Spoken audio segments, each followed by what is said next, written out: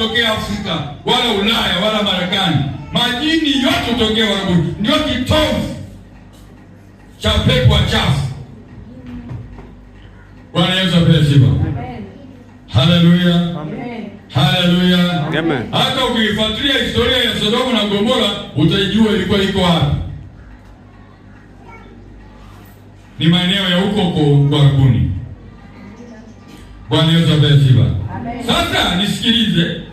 Kwa nini Mungu alisema na machukizo usiyatie ndani ya nyumba yako? Kuyatia maana yake kuyaweka. Sasa tutazame hii sura ya 7 ya Kumbukumbu la Torati. Mwanzo wake ulikuwaje? Hebu tuanze na mstari wa kwanza.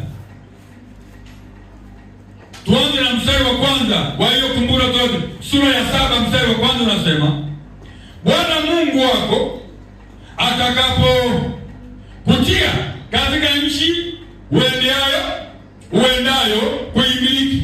Yaani Israeli wale wanaambiwa hapa kwamba Bwana atakapowaweka katika nchi waendeayo kuimiliki, atakapoyang'oa mataifa mengi yatoke mbele yako.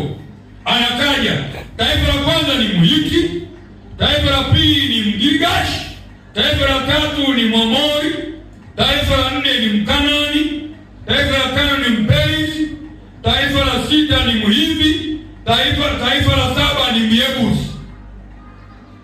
Bwana Yesu asifiwe. Amina. Anasema mataifa 7 makubwa yenye nguvu kukupita wewe, wakati Bwana Mungu wako atakapoyatoa mbele yako, nawe utawapiga wakati huo. Hata ukisoma hayo mataifa tabia zao. Bwana Yesu asifiwe. Amina. Ukisoma tabia za hayo mataifa tutazipata huko mbele, tabia zao. Bwana Yesu asifiwe. Amina. Haleluya. Amen. Haleluya. Amina. Haleluya. Amina. Anasema utawapiga wakati huo, ndipo uondoe kabisa, wasifanye agano nao.